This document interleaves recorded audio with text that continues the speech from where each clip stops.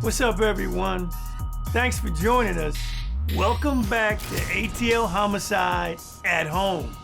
I'm Detective David Quinn, and with me is my brother, former partner, and co-host, Detective Vince Velasquez. Yes, welcome everyone. During ATL Homicide at Home, we're gonna dive further into the facts of the ATL homicide cases and give you tips on how to think like a detective and solve crimes from the comfort of your own home. Make sure you hit the comments and let us know how you think this case will turn out. So let's get into it. What do we have today, Dave? Our victim in this case is Dennis McGuire, who was found shot to death in his backyard. You know, the first thing on our mind is this some kind of domestic situation, a dispute of some kind that went wrong? I heard the dog barking. I ran out back. I found Dennis on the ground. I had no idea he'd been shot. Now, the facts we have are missing jewelry because our victim's wife says he had a necklace and a ring and both are missing. So now we're wondering, could this be robbery? As we delve deeper into the case, we find out in the past, there have been more victims in the same general vicinity with similar wounds. So we're thinking, is this some kind of killer signature?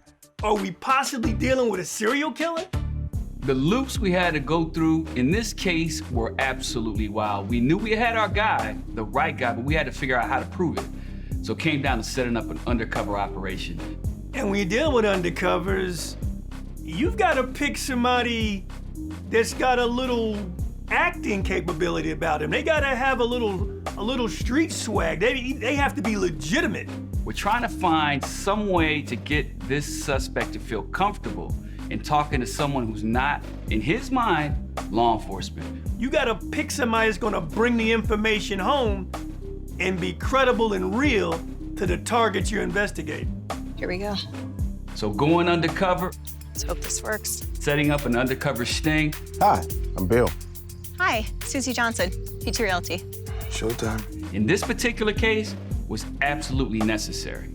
You know, in an undercover assignment or operation that's dealing with either organized crime or in this particular case, homicide, you want the suspect to feel comfortable talking to the undercover agent, whether they're a confidential source or a law enforcement officer posing as someone else. They step into a role, that bad guy then starts to feel comfortable with them to the point where they're sharing information.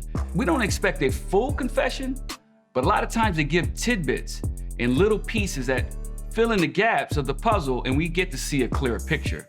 Once in a while, we get a full-fledged confession. Obviously, that was our goal in this case, but at this point, we're just putting this plan into motion to see what we can get.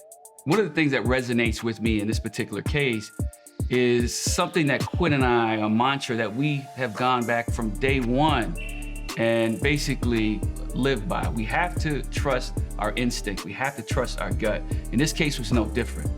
This guy kept popping up all over the place. Case after case, evidence after evidence, and we knew we had the right guy, but we just didn't have enough. And we had to follow not just the evidence, but we had to follow something that was tried and true. And that was our instinct, and it's paid off every single time, and this case was no different. Before we go, here's an exclusive look into this episode.